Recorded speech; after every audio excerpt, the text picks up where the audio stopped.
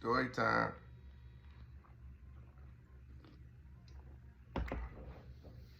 I do these story times because hopefully one day one of these videos will catch the youth, the older generation in between, whatever, to stop them from doing the stuff they doing for real. Because I feel like it's a false narrative of the streets, the game, all that. I feel like a lot of people don't educate on the other side of shining. I feel like they don't educate on the mishaps, you feel me, the shortcomings. And a lot of times when us as black men find out, it'll be too late. You feel me? Either death or prison or even in between. I was watching Uncle T page yesterday and I saw a story about a dude that's paralyzed, and he was saying how much stuff he took for granted. And that's usually how it comes for real. Usually when we realize or we wake up and notice, or just the stuff you take for granted so much is the stuff you miss the most when you locked up, when you, of course, when you dead and gone. But yeah, that I be trying to deter kids and adults, whoever, from going down that path, because it's definitely a fork in the road. There's two different ways it's going in. It's selected few people who ain't compromised their principles and morals, who ended up making it out. Is a selective, very selective few who ain't compromised their principles and still living and free and happy. But yeah, hopefully it get to somebody who need it and deter them from making the wrong decisions for real. But anyway, this story took place when I was out Roxbury for real. I was in building 2. They called it Baby Shower Rack because they used to go down there. It was the trenches of the trenches, you feel me? So I had a cellmate named Boosie. Man, Boosie been in the cell with each other for like 8 months, going on a year or a year, you feel me? And the whole time, Boosie, he don't got no family support. He had a twin brother, but his twin brother was locked up too, if I'm not mistaken. But Boosie ain't had nobody to support him. So he was living out the land. And what living out the land is you make money off of stuff in there, you feel me? Like he might get a bag of coffee and bust the whole bag down to make 50-cent shots, you feel me? And in jail, currency is not, you ain't gonna give him 2 quarters or $1 and get 2 of them. No, you ain't got no dollar bills and quarters, you feel me? Not out there at this time. You had a bar of soap is $1, $1.50. So somebody come buy coffee from him and give him a bar of soap, and he'd get him 2 or 3 shots of coffee, and he got soap, you feel me? That's how he used to live out the land, but he was doing it constantly. So that's how he was feeding himself and making sure he had hygiene. Besides me being in the cell with him, fortunately, I had family who took care of me, and I basically was blessing him to make sure he needed what he had, you feel me? He was my cell buddy, we was cool. So Boosie also ate from finessing and mind games. Boosie played a lot of mind games. He played a lot of penitentiary games for real. And mind games, what y'all think on the street, manipulation on the street, is nothing compared to in there. Like, the mind games in there is ridiculous. Like, you'll get tricked out your life in there. But anyway, he was a civilian, I was a civilian. We was cool, you feel me? So Boosie played so many mind games, and he got so much fuckery and finesse with him that one day, a little blood dude that slept next door to us, he only been on the tier for like 2 months for real, but he was a green bean, you feel me? He wasn't in the mix. He ain't know what was going on until it was too late, or he ain't really know how to jail for real. He wasn't no bitter. He ain't never been locked up before, but he was a blood, so they was teaching him. They was getting him right, you feel me? So when you getting on the phone in there, you gotta put your ID on the desk at the front of the tier for real. So it's basically like the tier is set up like it's one building is an A tier, a B tier, a C tier, and a D tier. 9 times out of 10, A tier is where all the old heads at, you feel me? B tier is an honor tier. That's where you got a key to yourself. You can come and go as you leave.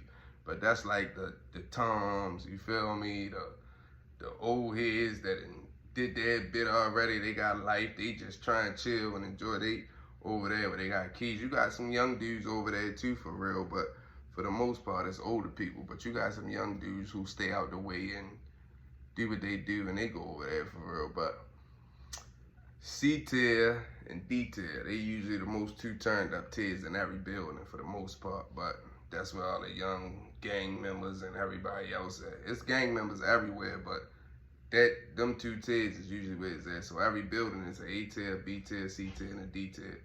A tier and B tier on this side of the building, and C and D tier on this side of the building. In the middle is the police bubble.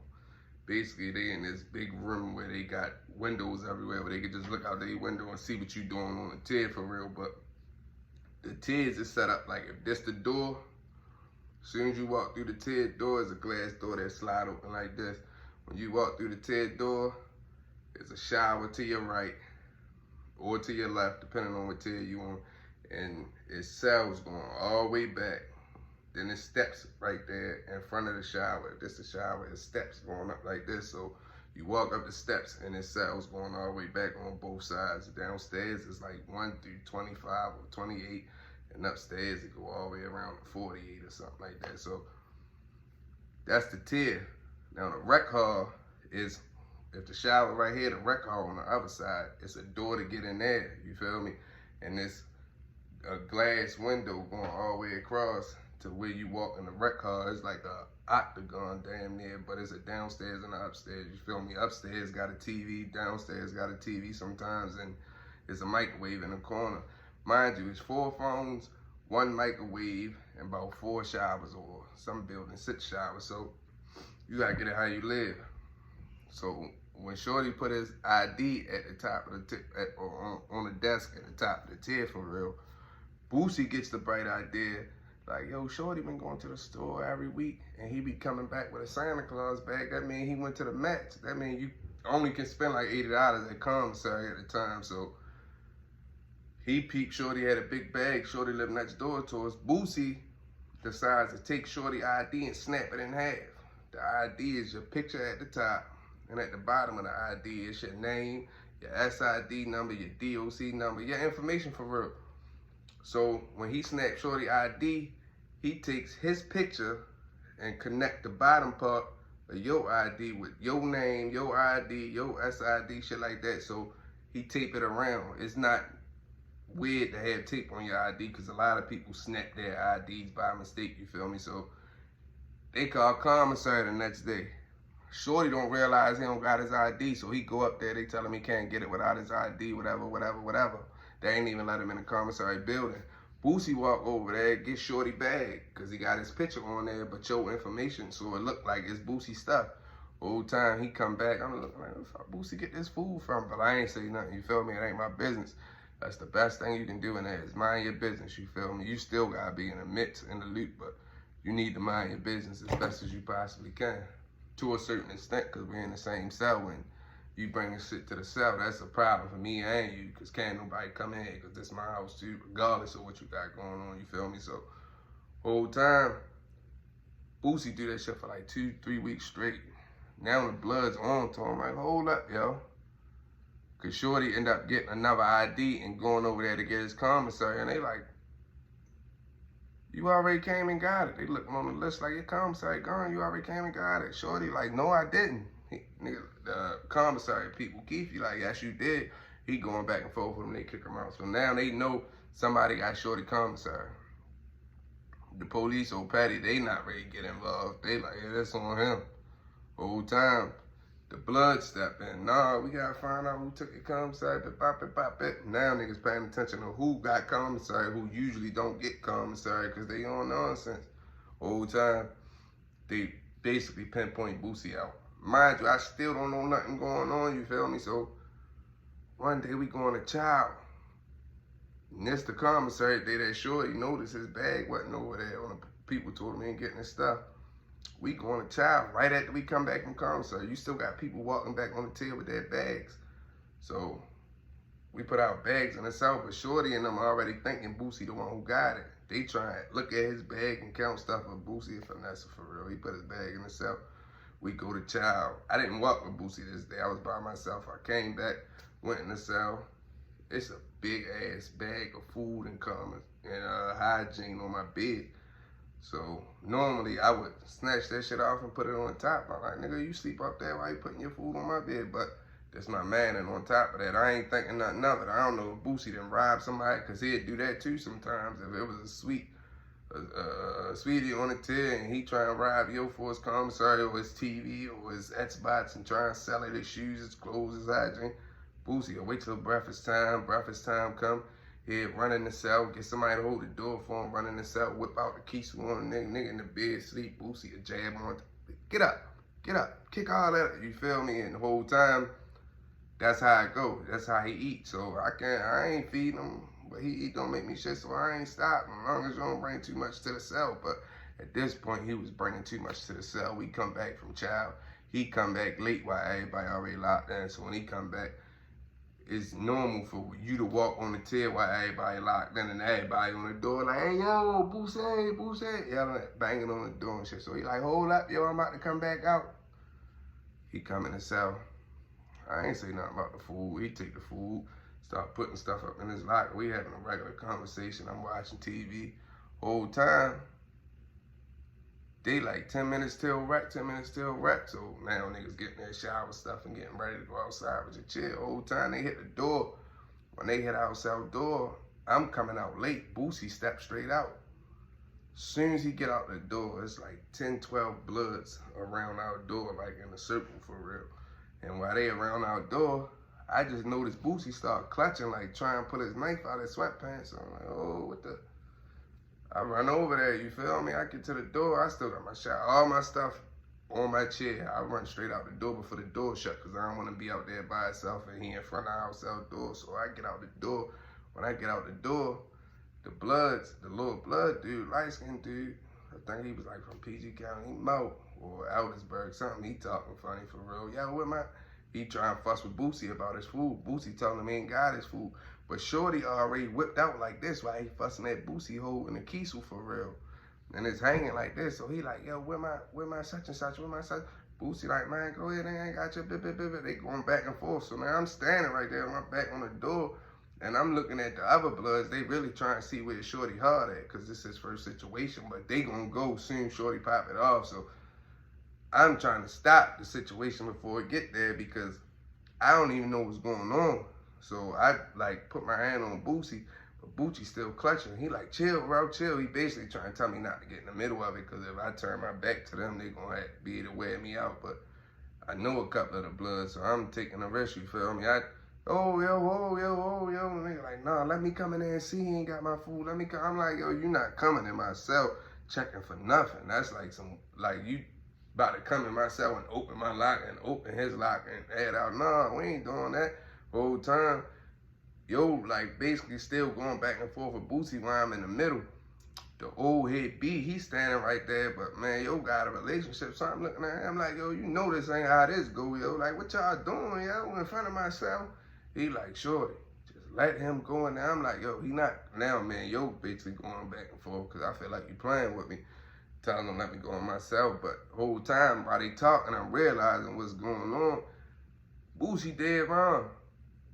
But this my man, so I ain't gonna say it out here. I'm gonna holler at you when we get in the cell for real. Whole time, I end up telling B like, yo, this ain't how that go. We talk at the police, get on the microphone. Hey, everybody, get out the top tier. What's going on? We hear the door open to the tier. That mean they about to come in there. Now everybody hiding their knives, tucking their knives and trying to get their stuff. So I'm holding up my cell door, acting like I'm trying to get my chair because it got shut in the door or whatever. So all that happened. The next day I go to work. I come back. Out tier lockdown. I already know it went up. Basically, long story short, Boosie was ready to get in the shower, and he was cool with one of the bloods, the nigga Trey Black. They get the beefing back and forth, because Trey Black hollered at him like, yo, why you do that? Yo, you know that was my little man. Boosie like, yo, I ain't do nothing, but Trey Black know Boosie playing games, though, so he end up saying something to Boosie like, man, come here. So he called Boosie to the shower. Boosie walked into the shower. Whole time they bake Boosie a cake. Boosie walked into the shower thinking he really hollered at Trey Black while he in the shower. Whole time they put Boosie together, wear him out, stab him on his head up here, you feel me, on both sides. And Boosie got a bald head. He was like 26 with a bald head. They stabbed him all in his head. They stabbed him all in his back. I think he got stabbed like right here and stuff like that, you feel me? They go on lockdown. So when I come back, I was winning at the time, so they knew I ain't had nothing to do with it. But at the end of the day, I told them they wasn't coming in myself to check. They ain't had nothing in there, so niggas felt some type of way, but they wasn't on no, man, bro, you getting dealt with too type stuff. It wasn't no smoke between us. So when Boosie went to lock up, I was still over there. Boosie ended up coming off a lockup like 30, 40 days later. And that's how petty the system is, yo. When Boosie got off a lockup and they sent him back over there with us, they put him back on this. And then, mind you, they never found out who stabbed him that day. He just went to lock up because he was bleeding and passing out or whatever. But they never found out who did it. So the person that stabbed him is still over there. They only put him on lockup for 30, 40 days. He come off a lockup. They put him right back over there with us. They ain't put him back in the cell with me, but they put him right back on the tier, you feel me? And I'm thinking to myself, like, yo, why would y'all put him right back in the same situation? Like, y'all basically trying to see what's going to happen. You feel me? That's how petty they is. Whole time, when they take him over there, he come over there with his car. Now, Boosie, he play a lot of mind games and do a lot of crap. But Boosie is a crash out, you feel me? He always on that. Yo get a Kiesel, yo get a joint before he come back to the tier. 2 of them. He come back on the tier. They tell him what cell he going. I think it was like cell 13 or something. That's like 4 or 5 cells away from the phone. Boosie push his cart to the cell door. He put it like halfway in the door because it don't fit all the way in there, so the door can't shut. He go ask the police, can he get on the phone since he came off lockup? They like, yeah. Mind you, it's afternoon, like a lot of people not out for real. But Trey Black is on the back on the first phone. This after they put 2 more phones on the tier, so now it's 6 phones on each tier, you feel me? Boosie act like, he like, all right, he ask somebody for some coffee. All this is part of his mind games once he come on the tier. You see Trey Black on the first phone. There's a phone behind Trey Black. Old time, Trey Black basically on a, all right, like he ain't paying Boosie no mind. He on the phone. He feeling safe because I guess it was so many bloods on the tier at the time. Mind you, everybody not out. It's afternoon rack. Niggas at work. Niggas still sleep. Afternoon rack is 12 o'clock to 1. So niggas at work. Niggas still sleep. Niggas at the law library. Niggas at school. It ain't that many people on there. You feel me? Whole time. When Boosie put his car in the door, he asked somebody for coffee. He go in the record, a cup like this big. Number one, who drinking that much coffee at one sitting? People do it, but come on now, whole time, he go in there and make a cup of coffee. But when he in the record, he overcooking the coffee. It's boiling water. He put sanitizer and stuff in there. All that shit burns, you feel me? He in there putting drink mix in it, stirring it up like taffy whole time. Boosie saw Trey Black on that back phone. And when you leave out the record door is shut. You got to get the police to open that door. You can't open it yourself, you feel me? So he know once he came out the record, whoever was on that tier was the only bloods that was going to be able to help Trey Black, which was probably none of them, probably 1 or 2 that was in the shower. Whole time, Boosie go back there and act like he getting on the phone. Trey Black don't say nothing to him when he walk past him. Trey Black sitting on the phone leaning back like this. Boosie got his cup in his hand. He walked past Trey Black. He act like he about to take a sip of the coffee. Trey Black don't turn his chair. He don't stand up and put his leg up on the phone or nothing. He just chilling like he know he good. Boosie get behind Joe and take the cup and dump it over his head to where as though all this hot shit come down Trey Black face like this. And they say when you get your face burnt like that, you're not supposed to wipe your face because if you go like this, all your skin will come off when you go like this, you feel me? You gotta be a veteran to know like it burns so bad, but I can't touch my face because I ain't gonna have no more skin on my face, you feel me? Trey Black, what he do? Yeah, as soon as it pull on his face, he get a grab in his face like this. As soon as he go like this and wipe his skin off, by the time he got his hands right here, Boosie put him in the head like this on the phone. He whipped out one of the joints and get the weighing Trey Black out. He hitting him all right here where his skin just came off at, all in his neck, all right here in his shoulders, all in his chest. He doing Trey Black dirty on the phone like this. The police don't even see it, you feel me? They ain't paying no attention.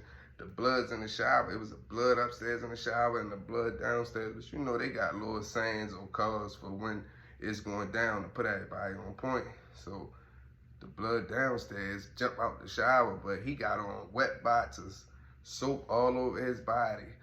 He got his washcloth in his hand like this, washing his chest. He peek out the shower. He got his knife in his hand when he peek out the shower, you feel me? Like, oh, he get to making a little call, whatever they be saying when it's going down.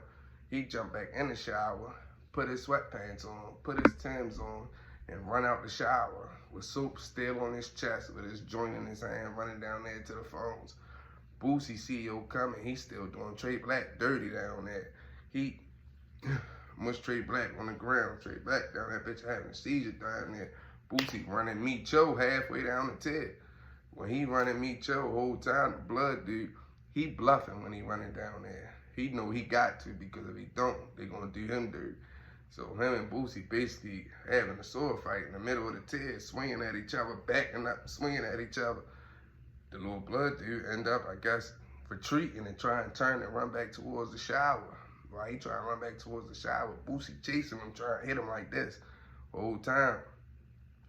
He get to the bottom shower and grab by his head and get to hitting him like this. While he hitting him, the one from upstairs come downstairs, sideline Boosie, crack Boosie the whole time. When he crack him, Boosie go out.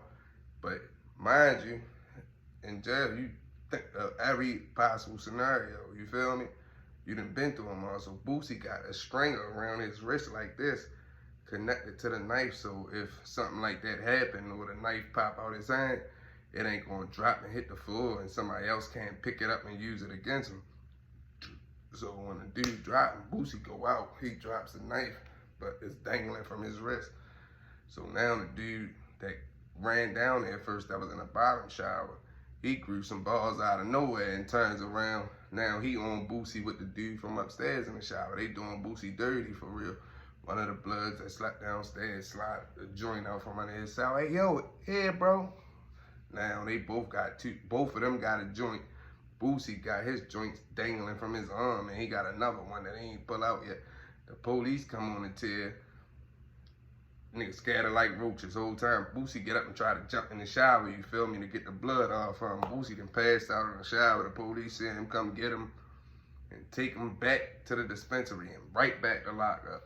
The whole time, all this started because Boosie saw a sweet thing. He thought he could get over on and dictate. Took that man ID and stole his food. Mind you, Shorty never got his food back. Shorty ain't bust a grape in a free fight. Shorty ain't touch nobody, ain't stabbed none of that. But he lost. Trey Black, he lost. The other two blood dudes and Boosie, all of them was in a situation because Boosie stole his ID, and the dude who ID he stole, he cool. He was just living on the compound after that, going on about his life. And that's what I mean by people don't be telling the whole side, not even the whole side, the whole scenario, how things can happen, especially in there. It ain't no, mommy, I need help, daddy, I need help, or yo, my big brother, such a, ain't nobody trying to hear none of that. You feel me? You on your own, and it's tough. It is hard, it's rough, like, the trenches times 10, you feel me? You ain't got nobody that's gonna save you. You ain't got nobody that's gonna come help you, so your best bet is just to not even roll them dice, you feel me? And then the crazy part is, even down to just being in a gang, you feel me? When you in a gang, organization, whatever you want to call it, you feel me? It got its pros and cons to that too, you feel me? So yeah, tighten up.